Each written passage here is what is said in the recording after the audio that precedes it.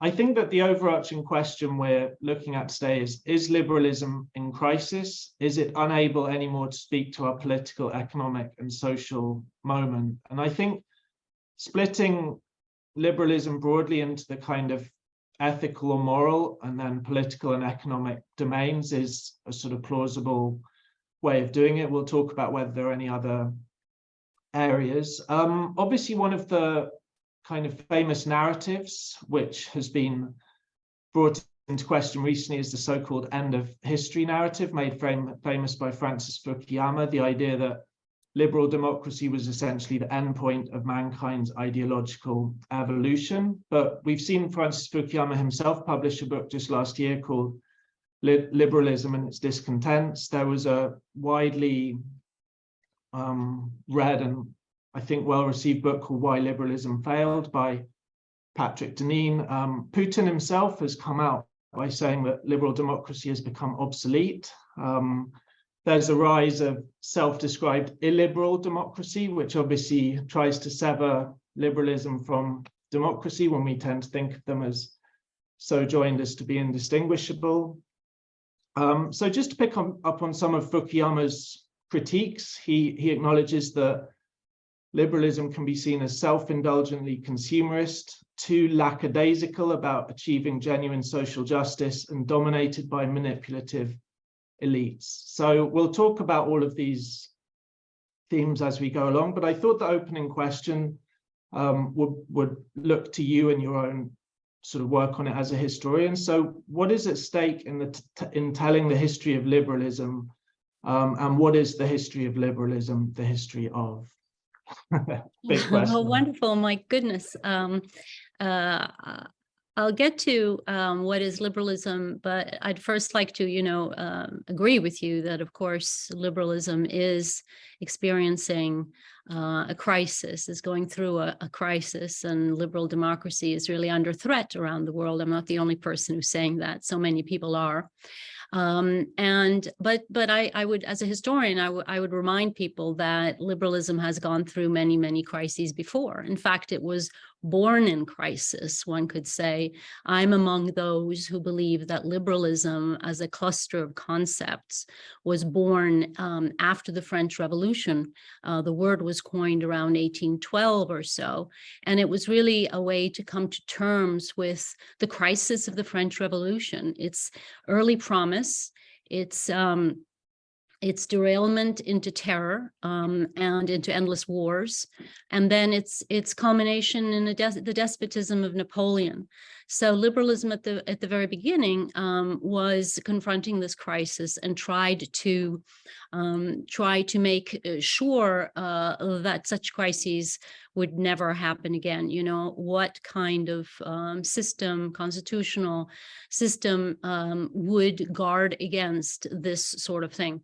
And then, of course, over the course of the 19th century, liberalism confronted other crises, and each time it tried, when it was able to redefine itself and update itself and confront and try to solve and come up with solutions to the new problems. I'm speaking of things like the problems caused by industrialization, the problems caused with urbanization, the rise of a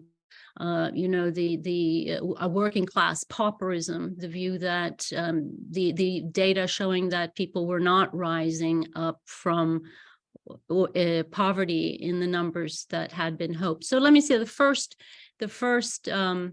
liberals were had some problems, constitutional, political ones. The second ones maybe more economic ones, and so on and so forth. They had to confront also and deal with revolutions.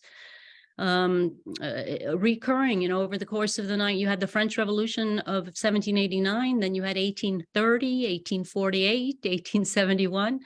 And so liberals who had felt some promise every time was confronted with radicalization and problems and crises.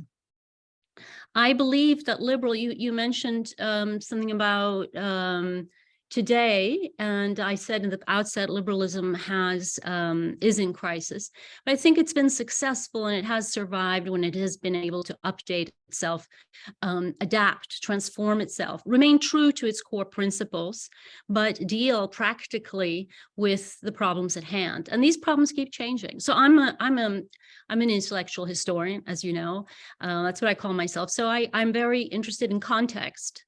You know, where do ideas come from? How do they change over time because of this context? And that you need to understand the context in order to understand this cluster of concepts we call liberalism. So I think I answered maybe a couple of your questions. Well, actually, that's perfect, because it kind of sets up what we may call the first crisis, which is what I called the definitional crisis. In other words, liberalism is such a slippery and pluralistic concept that it is difficult not to speak past each other. So how have you attempted, or how are other people you can think of attempted to resolve this definitional crisis that liberalism faces? Well, you're so right, and it's one of the things that motivated me to write my book, The Lost History of Liberalism. I became aware of the fact that people were operating with different definitions of liberalism. I was thinking of writing a history of liberalism, and so I was like, but what is it? You read one, you know, a reference to it in a book or in an article or even a book, and you say, oh, what you just said, liberalism is a very slippery concept. It's very hard to define. But I define it like this. And then, you know, the person would come out with a definition. And then if they were trying to do a history of it, would go back through history and kind of cherry pick concepts. I mean, with all due respect, this is what I feel that they were doing, going through history and picking up context or thinkers and reading them in a certain way in order to kind of add up to their own definition. The one they just proposed was liberalism. Well, I was unsatisfied with that approach. I mean, that's not, to me, doing the history of liberalism. I also noticed that they could start with different, they would have like different founding fathers, if you will. You know, some would start with Jesus Christ, you know, early Christians. Others would with Hobbes. Others, often it's, you know, John Stuart Mill is mentioned. Sometimes it's Machiavelli. Now, if you say that Machiavelli is a founding father of liberalism, you're probably a critic, first of all, and certainly Hobbes, you're probably a critic of liberalism, but you're going to have a very different definition of liberalism or take on the history than if you say Jesus Christ was, or even John Locke was, the founder of liberal, Adam Smith for that matter. So I thought this, like, I thought this was quite confounding, baffling, and a problem. And then not to mention the fact that in America, colloquially, liberalism tends to mean, you know, big government. I mean, the liberals don't like to say that they're for that, but colloquially, it's like big government. But in Europe, you know, big government, regulation, intervention of the government in the economy, a certain amount of distribution, whatever, that sort of thing. Whereas in Europe and much of the rest of the world, it means almost the opposite. It means deregulation, small government. You know, and critics will say, you know, globalization gone wild, free markets. So how do we account for that? You know, I wanted to explain it and understand it. And so I took a completely different approach. I said, well, let's look at what people who call themselves liberal and espoused something called liberalism, what they meant when they used the term, or what did the critics say liberalism meant when they used the term. So really a very rigorously historical approach. And I found that liberalism, as I said earlier, the word was coined in and around 1812. Well, other scholars found that, some Spanish scholars in particular found that it was actually in a Spanish periodical that they found the first mention. Now, maybe somebody else will come up, you will find it a little earlier, but it's in that period. So responding to the French Revolution, and it's a cluster of ideas. that comes together, as I said before, to make sense and solve and make constitutional representative governments safe from, despotism and violence and all the rest of it. So what I do in my book is I start with the word liberal, and I see what did that mean when it was first used? And I noticed in Latin, back in Roman times, what does liberal mean? Quite different from the way we throw around the term today. It really meant freedom, liber, the root, liber, but also generosity. And it was really the ideal, it referred to the ideal qualities of a citizen, the noble quality of the citizen. And it meant this for a long time. And then I traced, how over time it began to take on different, somewhat different meanings, retaining that core, though, of freedom and generosity. But depending on context, depending on the person, and getting a slightly different spin on it, applying it somewhat differently. And then I looked at, for example, okay, so that was what liberal meant. And then even, today also, someone who's liberal is someone who's can be generous, right? It does have that connotation, can also refer to freedom. So it's still there. And then I looked at, like, when was the first liberal party formed? And, and when did liberal become a noun, like a liberal? And when did it start to have really a political meaning, as opposed to this ethical, moral quality of being noble and freedom loving?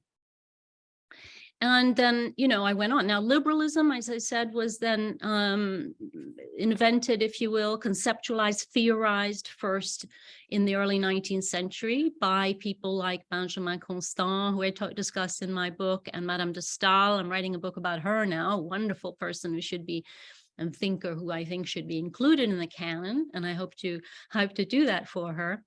And then it confronted these different issues, and so rearticulated itself, started to mean other things as well.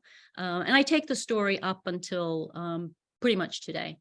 I'm sorry if that was a long-winded answer to your question, and I hope I answered it. Actually, I get so excited when I talk about liberalism. No, it was a great answer, because I think it picks up on two out of the three main themes we'll be talking about. Firstly, the political thing. You say it arose in response to various, well, eventually it came to be a political thing, responding to various crises, but also that perhaps at its root, the idea of liberalism is rooted in a particular form of character formation, or a particular conception of the good life. And we'll get to those points in a little bit more detail. I thought we could move on now to what I call the second crisis, which is the exclusion crisis. So I'll just read a couple of sentences and then you can sort of take it from there. So liberalism has always been defined by its exclusions, especially racial, even while championing its commitment to universalism. Furthermore, many argue that liberalism and empire are, quote, mutually constitutive. The pioneers of liberalism were also slave traders, imperialists. There were complicities of the liberal tradition with violent processes of imperial dispossession. Therefore, liberalism is held to be guilty of hypocrisy. It has very pristine theory with lots of noble ideas, but in fact a very dirty history. So this is the kind of critique you see in people like Charles Mills, Uday Mehta, who I think is a colleague of yours at CUNY, Domenico Lucerdo. So this is a critique that sort of followed liberalism for quite a long time. Do you still think it holds sway? Do you think it is still a potent critique? And if so, what can liberalism do to overcome it? Well, I don't really agree with this criticism. Of course, liberalism has a dark side, and we should acknowledge that and denounce it. And as our system today kind of comes from there, is a liberal democracy, we're still living with some of those sad and unfair and unjust consequences. So it's correct, I think, to call out liberalism for this. It's racism. Many liberals were racist, sexist, colonialist. Some of them were even we're also into eugenics. This is a horrible side of liberalism. But what I would say, what I argue, is that this is not what distinguished liberals. This is not what made liberals liberals. Unfortunately, these sorts of ideas, horrible positions were pretty prevalent at the time. So I prefer to look at the liberals to see like what distinguished them from others. So what I'm saying is racism was pervasive, as was sexism. Conservatives were racist and sexist and colonialist. And this is just a horrible fact. And so the liberals, and many liberals were as well. But there were also liberals who were not, and who called these other liberals and so on racist and said, you are being hypocritical. You are not living up to your principles, and denounced racism and sexism and colonialism and eugenics.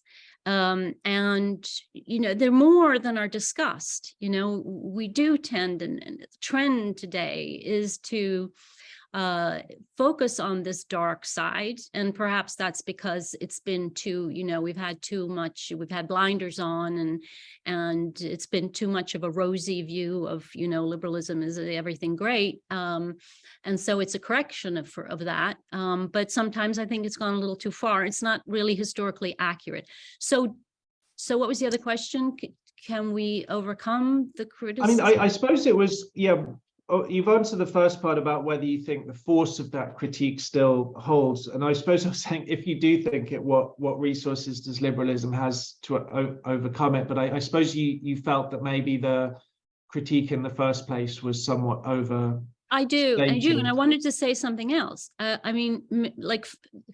Liberalism, was early on, we can say was sexist, or certainly didn't have the same view of women and women's capacities as we do today.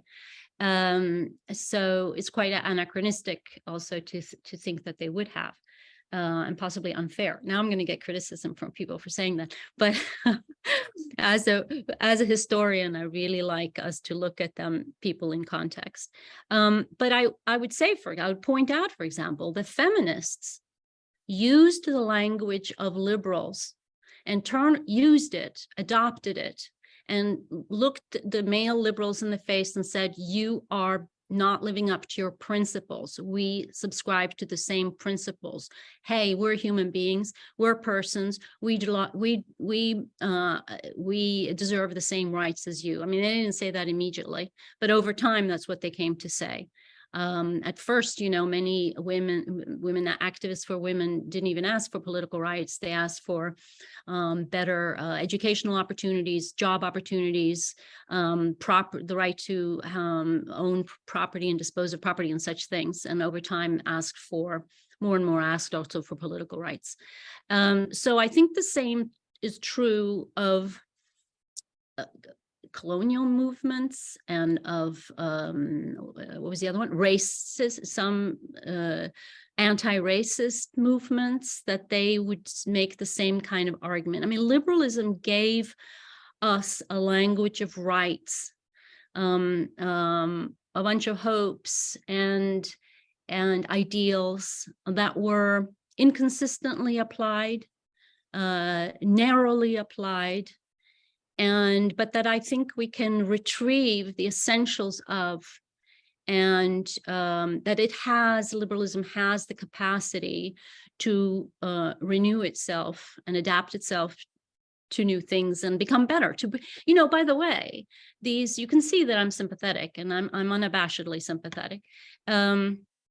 unapologetically, I should say, that they believed very much in progress. Now, to us today, that seems naive, that they believed in progress. But I do also believe, and there's a lot of proof for that, that they thought that over time, more and more people would be included. That's maybe not acceptable, and we can call them out on that. But over time, more and more people could be included under the umbrella of liberalism, and liberalism should adapt, and it was an adaptable creed, right? So I hope I answered that question.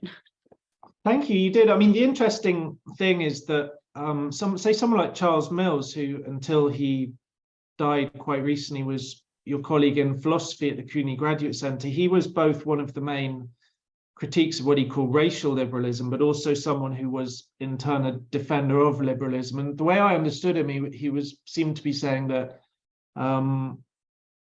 the kind of critiques of liberalism for these exclusions can be answered using the very tools of liberalism to include more and more people. So that may be something that someone wants to bring up in the Q&A, whether they want to press Helena a little bit more on that. I see my task more as general discussion. So I think you've done a great job in clarifying the stakes with number 2. So number 3 is the economic crisis. And as maybe we'll see, it's difficult to sort of distinguish economic from political and maybe even the moral elements. But basically, this is a fairly simple one. It is that liberalism is capitalism stroke neoliberalism's willing bedfellow.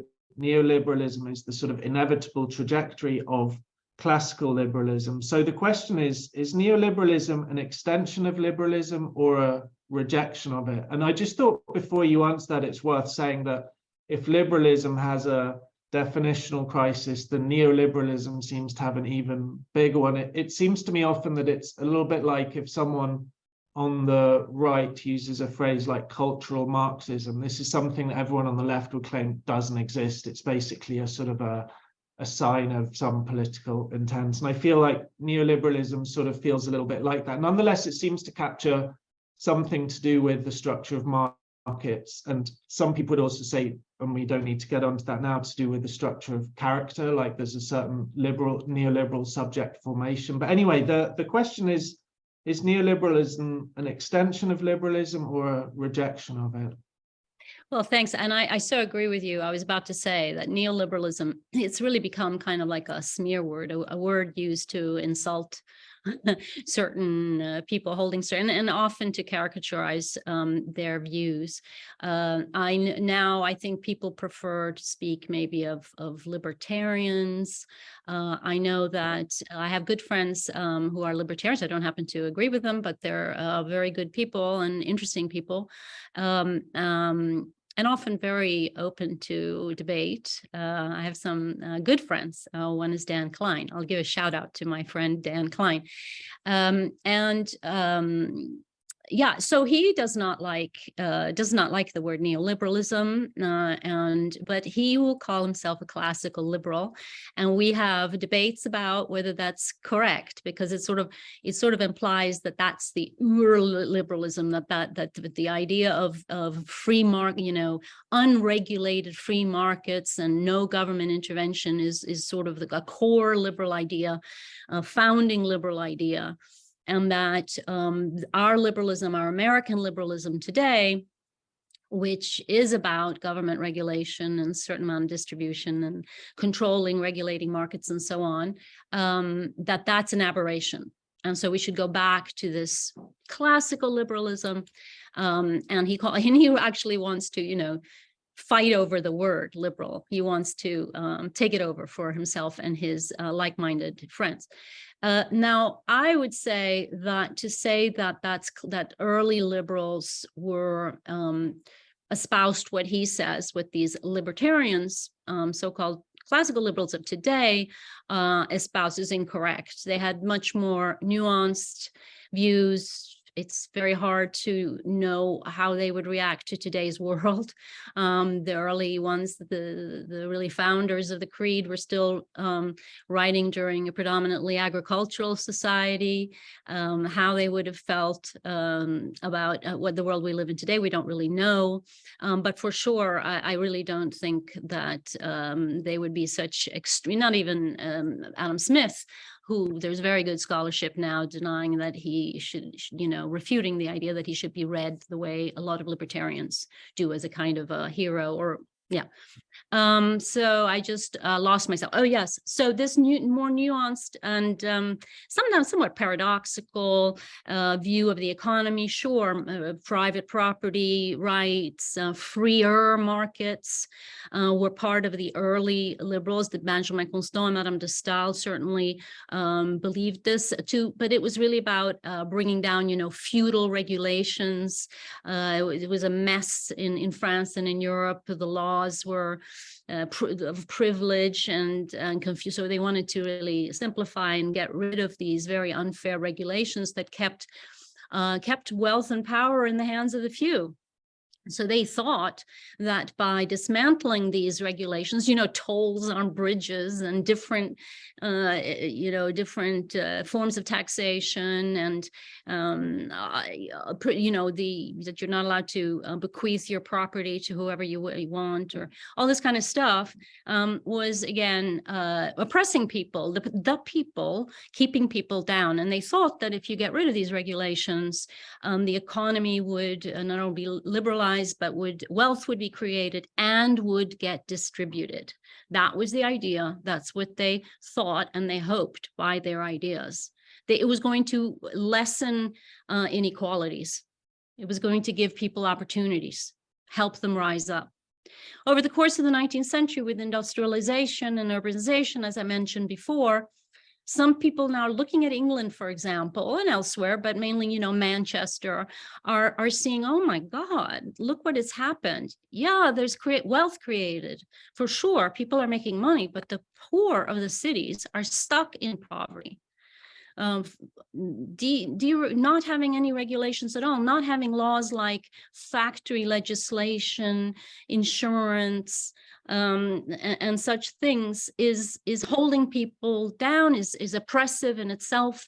They cannot climb out of poverty. Government has to step in and do something. These people started to be called, and I'm not 100% sure who started calling them this, and it would be interesting to pursue that a little further, new liberals. And there was this bifurcation, is that the right word for it? This sort of separation of what Dewey in America would call two streams of liberalism. One that advocated more regulation by government, more intervention, a little bit of redistribution and such. And the other who said, no, we haven't gone far enough. We're not liberalizing. We're not deregulating enough. We need to free up the markets even more. And so that, towards the end of the 19th century, is when you have people starting to talk about classical liberalism. It's a polemical thing. They take this term and they say, we're the true liberals, we're for deregulation, we're for non-intervention. And the others are saying, no, you're not. You're not the true liberals. We are. So you get this two streams of liberalism. Which one is correct? They're debating. They're still debating it today, as I said.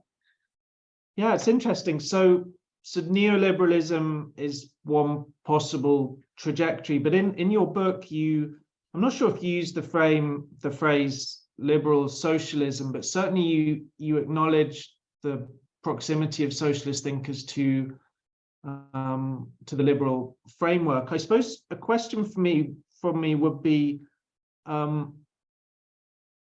that there may well be links between socialism and liberalism, but at what point might a socialist vision, so to speak, cross the line for a liberal? Where would it become something that had strayed too far? What would be the kind of policies or visions that would be seen as a step too far? Another great question. Even today, you have in Europe parties that call themselves social liberals or liberal socialists and don't see any contradiction in terms, are in fact are trying to say that you can be both. Right. And socialism, of course, the word again comes from the 19th century. In the around 1830s, I think, is when they start using that term like this. And before that, you had liberals who were called social or something similar. It's in my book. I have to reread it. And really what it meant in the beginning were just liberals with a real social conscience who were really particularly interested in the poor and wanted to do something for them. So there's no contradiction between wanting to help the poor and being a liberal from the outset.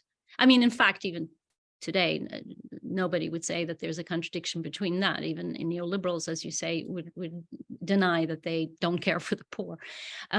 But social liberalism was not in that sense, seen as a contradiction. I think it's when you get to revolution, like 1848, that revolution, when you have really socialism coming to the fore, like, and people saying more redistribution, even maybe equal property, like take money from the rich, give it to the poor, and we should have equal property, those kinds of ideas. Nuh-uh. I mean, the liberals always believed in the sanctity of property rights. Taxation, maybe, yes, over time they became more open to different types of taxation, progressive income taxation and such things. But they might have thought of equal opportunity. I mean, they definitely thought of equal opportunity, particularly in the 19th century when that concept comes to the fore. But not equal abilities. They didn't believe people were all have the same abilities and therefore would not have the same property, amounts of property, and that it would be devastating to everyone, to society, if you equalized property. That's I hope I'm making sense then. Now, you mentioned morals, and of course, I believe that early liberals and liberals throughout the 19th century and really stressed character and morality. As I said in the very beginning, in that sense, they remained true to the early meaning of liberal. Goes back all the way to Rome, that you're not only freedom loving, but you're generous and you manifest the ideal qualities of a citizen. And I'm not trying to say in some naive way that all liberals do that they live up to their principles. Of course not, but that is in the concept. So and they really thought that the early liberals, that if you deregulate, if you remove these barriers to opportunity, you are going to allow people also to have a more fruitful life and acquire education, improve themselves, rise up, how can people stuck in poverty, who are literally on the brink of starvation, think big thoughts, get educated? I mean, they were literally looking at really, really poor people, dirt poor people, illiterate, and uneducated. So they thought that with deregulation and with growing wealth and distribution of wealth, which they thought would follow, moral qualities would be improved. People would have the ability, with increasing wealth, to develop their personalities, develop their characters. And to them, to develop a character meant to be a more moral person, to be able to think about the commonwealth. It didn't mean that, you had more money to buy more stuff. No, it was the opposite of selfishness. I should have said that at the very beginning. It was literally, to be liberal was to be the opposite of being selfish.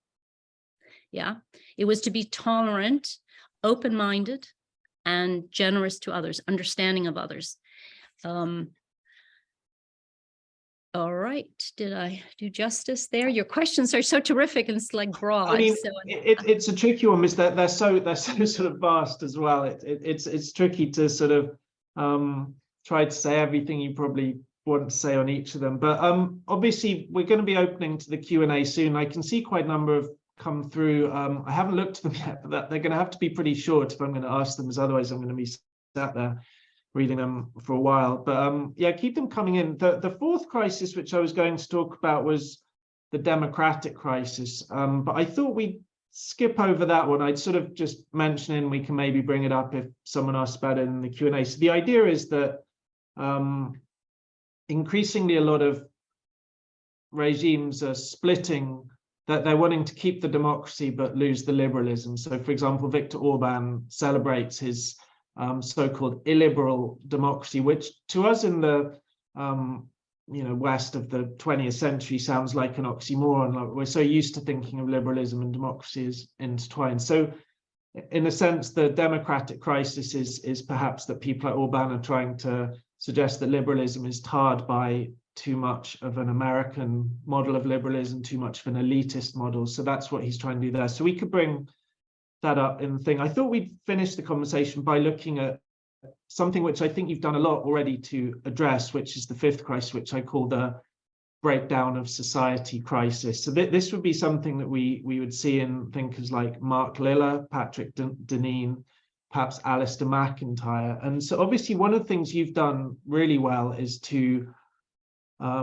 help us think through the charge that liberalism leads to a sort of a toxic individualism. It's a sort of a selfishness. It has no kind of common bonds. But there are other sort of related but distinct charges leveled against it, which I've put under the breakdown of society crisis. So number one will be something like it leads too much to the rise of identity politics, the displacement of duties with rights. It leads to a breakdown of the possibility of consensus on virtues. So, for example, we have a pluralistic conception of many good lives rather than the good life. It's linked to a hostility to traditional institutions like family, church, and nation. And perhaps most devastatingly, it's linked to phenomena like social despair, which Angus Dayton and his co-author wrote on in a book called Deaths of Despair. So as we haven't got much time left before the Q&A, was there anything in that kind of litany of accusations that you wanted to pick up on, especially in relation to those accusations? Well, I'll pick up, don't get me started on Patrick Deneen. I've written a review of Patrick Deneen. I actually was asked for American Political Thought to review two books together, and it was a lot of fun. It was Patrick Deneen's Why Liberalism Failed and Deirdre McCloskey's Why Liberalism Succeeded, or something similar. And so Deirdre McCloskey is a famous, leading, highly respected libertarian, basically.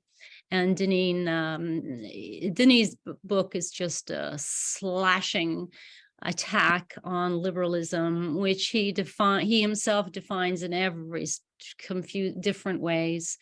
It's very hard to pin down what he means by liberalism if you read that book carefully. And I think, and his argument is pretty much the same that has been thrown at liberalism from the very beginning by conservatives.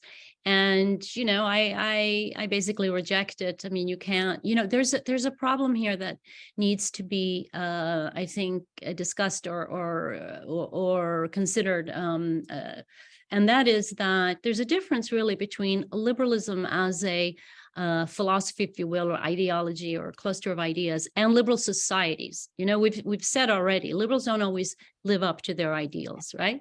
We can say that liberalism perhaps is beautiful and liberals not so much, and so, but to ascribe all these horrible things, the decline of the family, of community, of religion, of the permissiveness.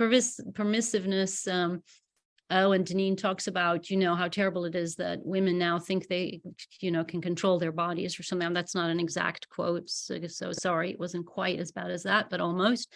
And that marriage is no longer a sacrament; it's a contract and stuff like this. It's a quite a traditional kind of critique, and I reject it. I'm also not as optimistic as Deirdre McCloskey, who takes a completely economic view of liberalism, by the way. She really defines it as, free markets and capitalism, basically, and points out that, says that things have gotten better, the poor have gotten richer, or at least their life expectancy and standard of life has improved tremendously, and it's all due to liberalism.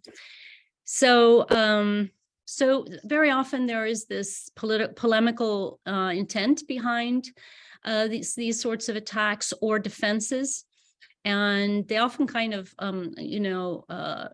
with all due respect, they use these different definitions of liberalism, and they're not talking about real liberals. They're not really historians. They have polemical intent. They have political agendas. Thank you. I mean, as you said, these aren't new critiques, and I guess as a historian you know this better than most, and it was kind of why I put never ending in the brackets of the title of the event, the never ending crises. I mean, I suppose the final question, do you see anything new or more dangerous in the current kind of perceived crises of liberalism, the illiberal movements, or are they something that you can track as rough historical precedents, all of which have been ridden out by liberal institutions and thinkers? I do think there. I hope I can cover all of them, because it's a really, really big question.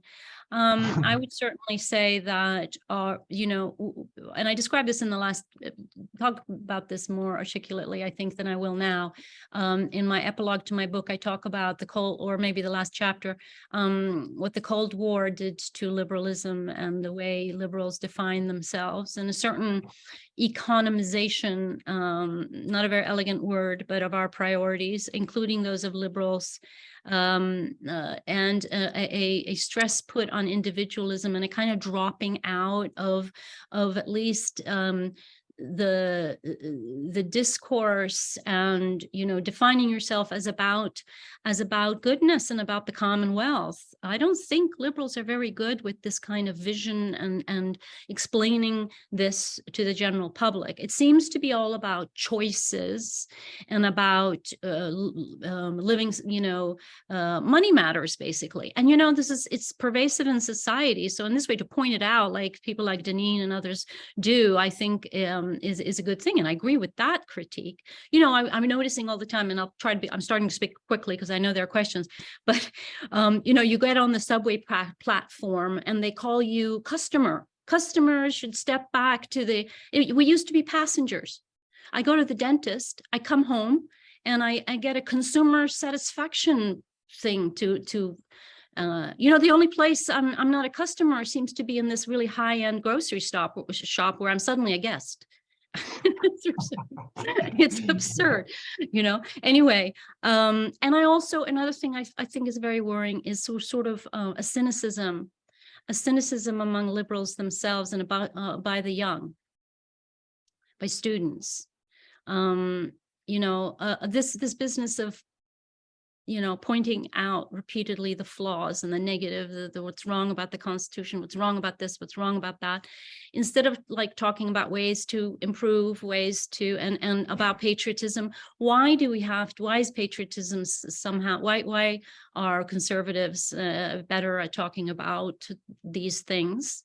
It doesn't have to be their possession. Liberals can talk about that, what we owe to our fellow citizen, the love of country, and what that means. It's a set of principles, not a color or a religion. It's a set of principles that we should all discuss and debate, but also cherish, and also admire and respect all those people who have come before us and who have fought so hard for the principles, for the rights that we enjoy today. But we have duties and obligations, and they knew that. I think we're not talking about our duties to one another as much, or recognizing them. I'll stop there.